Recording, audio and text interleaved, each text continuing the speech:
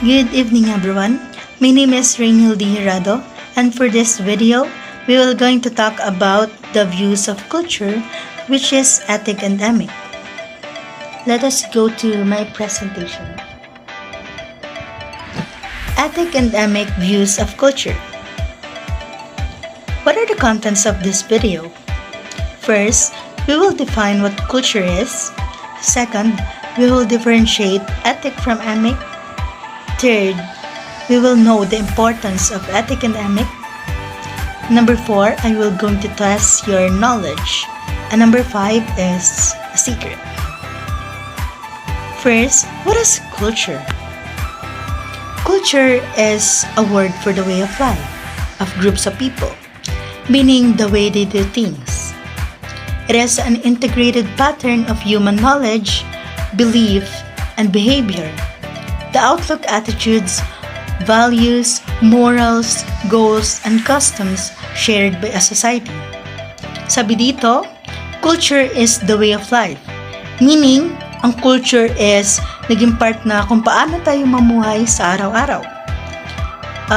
For example, dito sa Pilipinas, ang high school students sa Pilipinas, kadalasan ang kasuotan ay t-shirt na kulay white with slacks or pantalon. On the other hand, sa Thailand, yung kasuotan nila sa high school ay katulad ng kasuotan natin sa elementary. And sa Amerika naman, ang kasuotan nila sa high school ay parang very informal and very stylish. Like that. It is an integrated pattern of human knowledge, belief, and behavior. So, integrated means pinagsama-sama. Remember, the characteristic of culture is that culture is everything. So, it includes intangible and tangible things. The outlook, attitude, values, morals, goals, and customs shared by a society. So, I think this is discussed by our teacher. A society share a common culture. That's what she says. Okay. So second, ethic view of culture. An ethic view of culture is the perspective of an outsider looking in. It refers to research that studies cross-cultural differences. Cross-cultural means like comparing the current culture to other cultures. Yeah. So, ethic view of culture is like viewing universally of what is right or wrong. Like it's like viewing objective. Yeah, objective. For example, number 1, killing cattle is morally wrong, as animals are also a being and has a life. So, viewing universally, yeah, that is true that killing an organism is morally wrong. Okay? But this will be changed in Emic view of culture. We will discuss it later. Number 2, marrying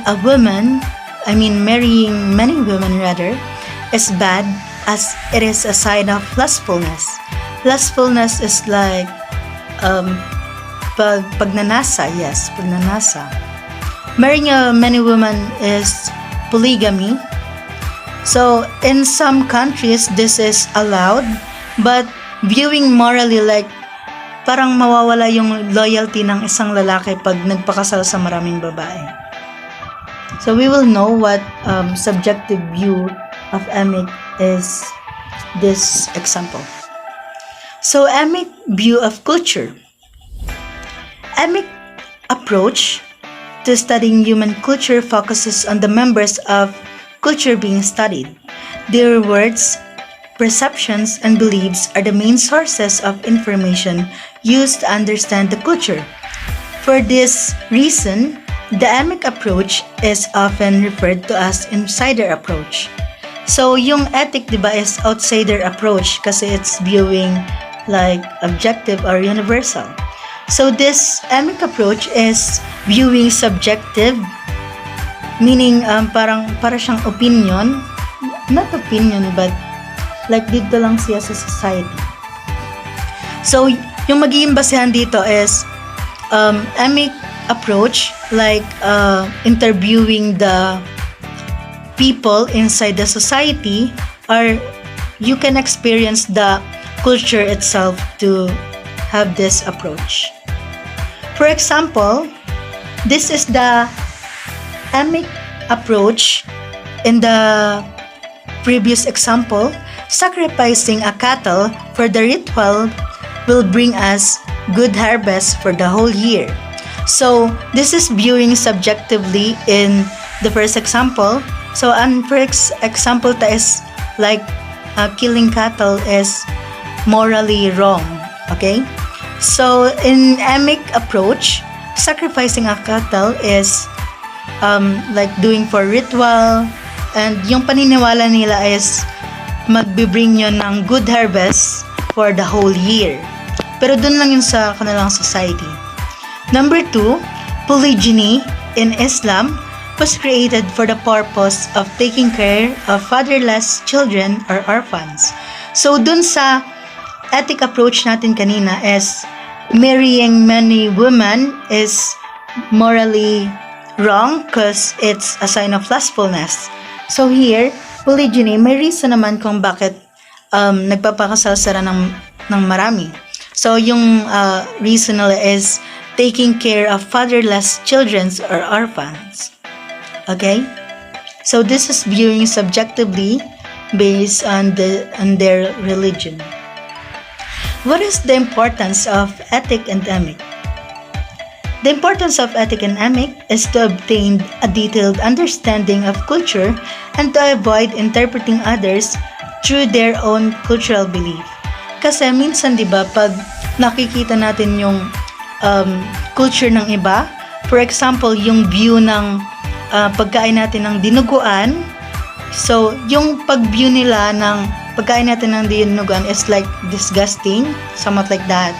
So, Etic and Emic approaches will help you to understand each other's culture, of course.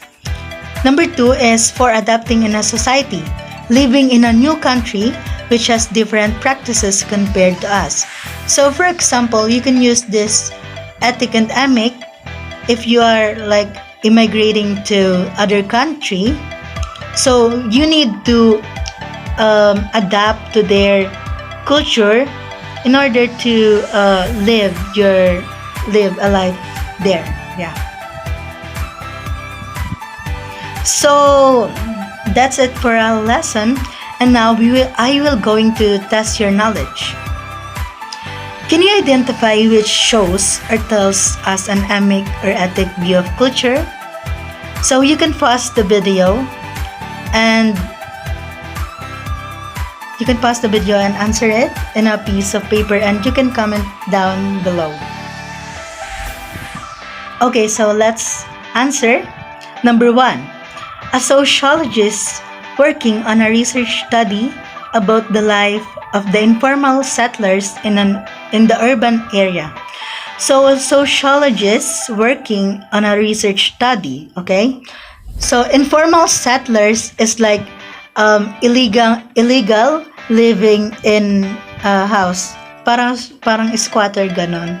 So just like us, we are informal settlers, but dati nag-uupa kami bahay dito. I mean lupa. I don't know, but my mom is paying for this house, but she stopped. So meaning we are informal settlers. And so this, what do you think is the answer? Is it Emic or Etic? So this will be Emic approach. Why? Because sociologist, para malaman niya yung kung paano tayo mamuhay, syempre pwede niyang maranasan din yung kung paano tayo mamuhay, or pwede din siya mag-interview ng mga informal settlers. Okay?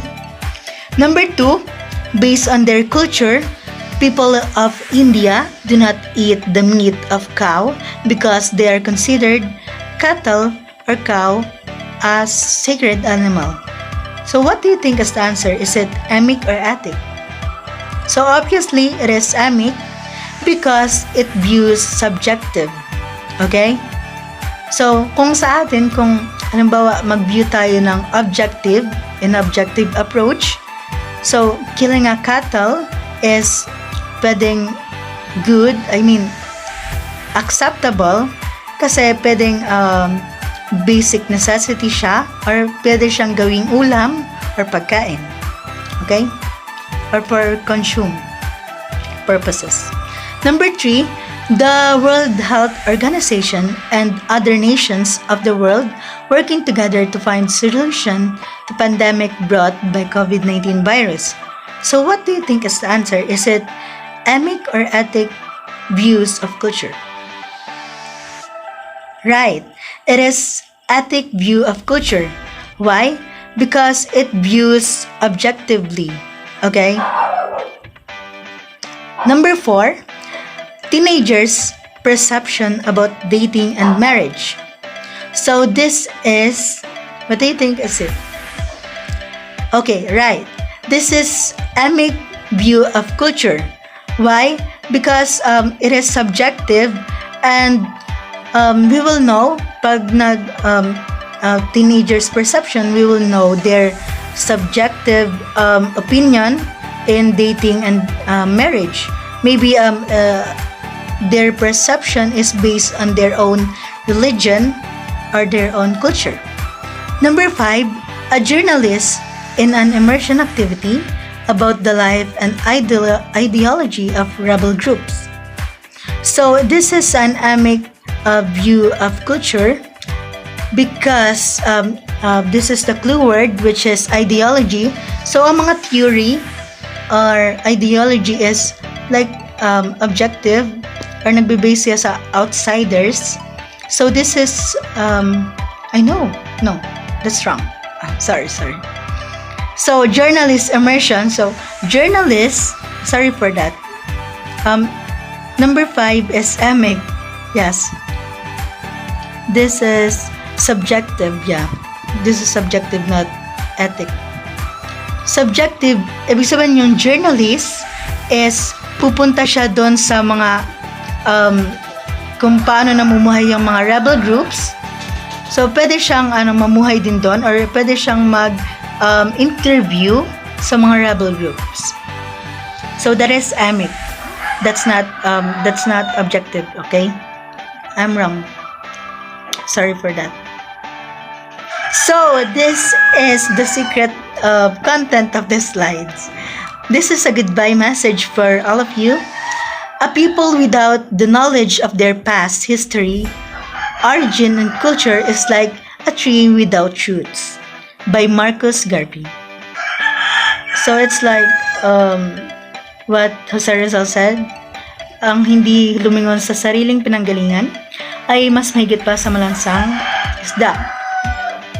Okay, so pag pinag-aralan natin yung mga past natin na mga cultures, maiintindihan natin yung mga current cultures natin, kung ano yung pinagkakaiba o kung paano tayo nagkaroon ng ganong culture.